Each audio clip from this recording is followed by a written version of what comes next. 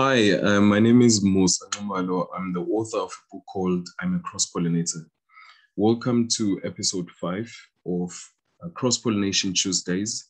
This is something we've been doing since the 31st of August, and it's going to run until the 16th of November. We do it every Tuesday, and our intention is to connect with fellow cross-pollinators across the globe.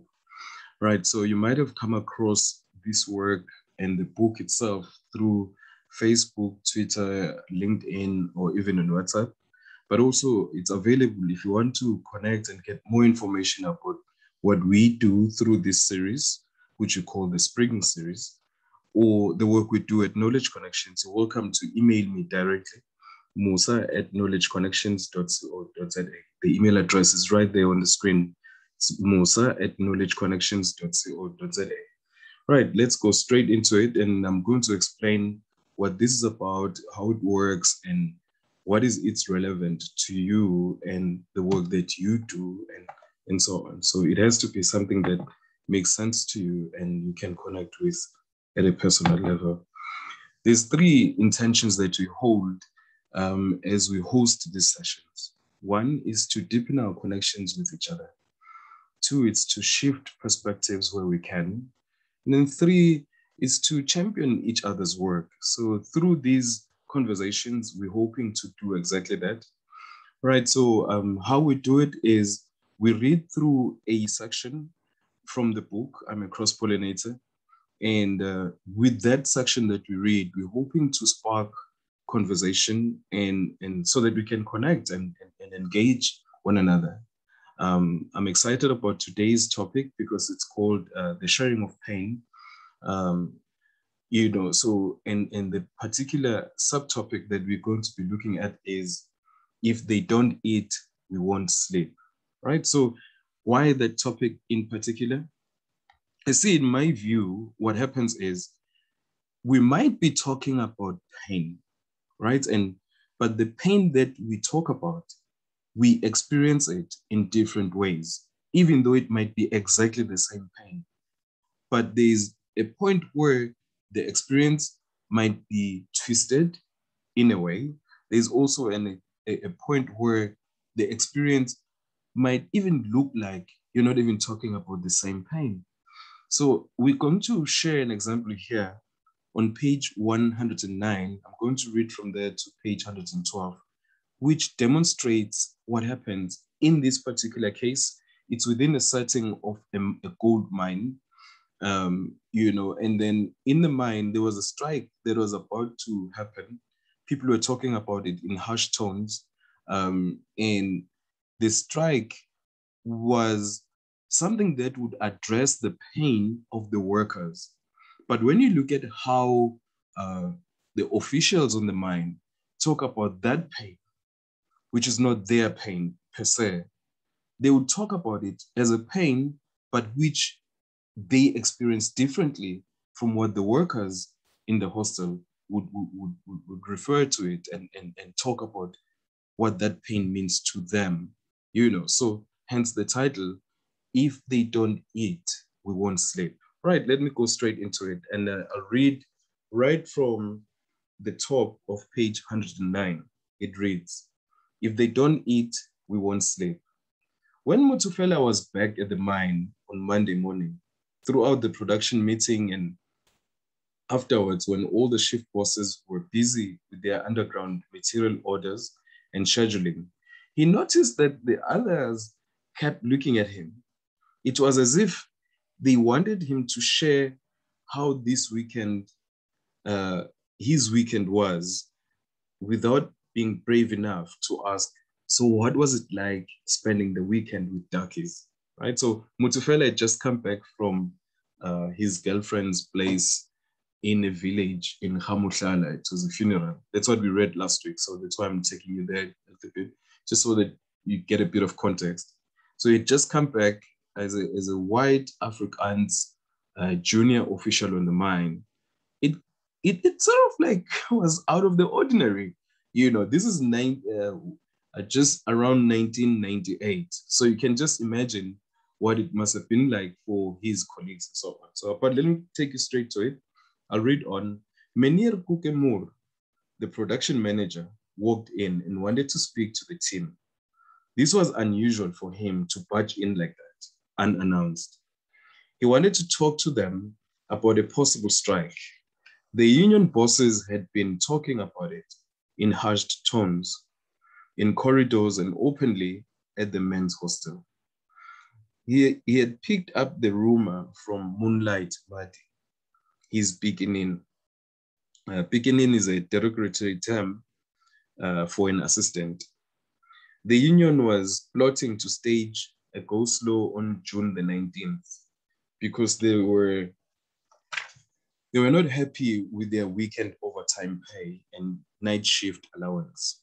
When Menir Kukemuru had finished his talk, he said, "Now, you must all know that I know that some of you are buddies with these people.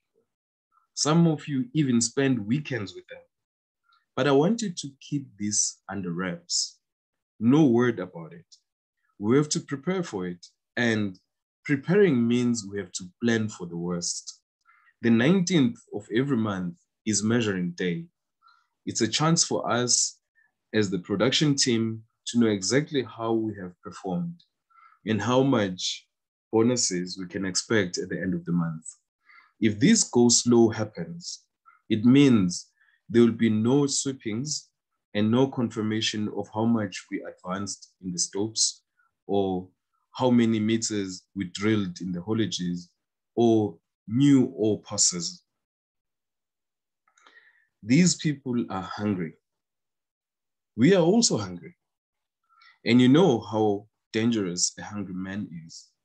If they don't eat, we won't sleep. We have to protect our bonuses. We have to protect our jobs. Thank you. The rest of you can carry on, but you have to do which means to my office. Mutufela followed him. Menir Kukemur pulled out a chair for him in his office and went to sit on the other side of the table. I want you to do something for me. You see the strike I was telling you all about could cripple mine production figures for this month. I will suffer, you will suffer, and we will all suffer. We do not want that. Here is where you come in.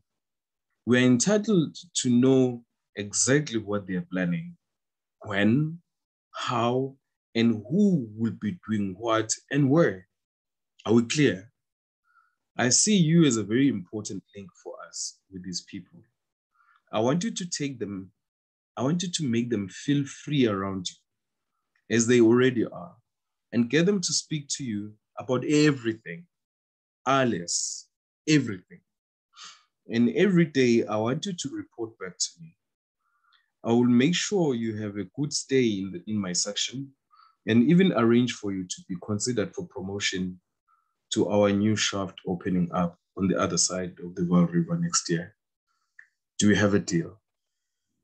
Mutufela knew exactly how much power Menir Kukemu wielded on the mine. He had direct access all the way up to the general manager, Mr. Jacob Janaway, who was his brother-in-law. He had married Mr. Janaway's younger sister, Claudette. They spent family time on weekends together at his official residence near the Vaal River Lagoon.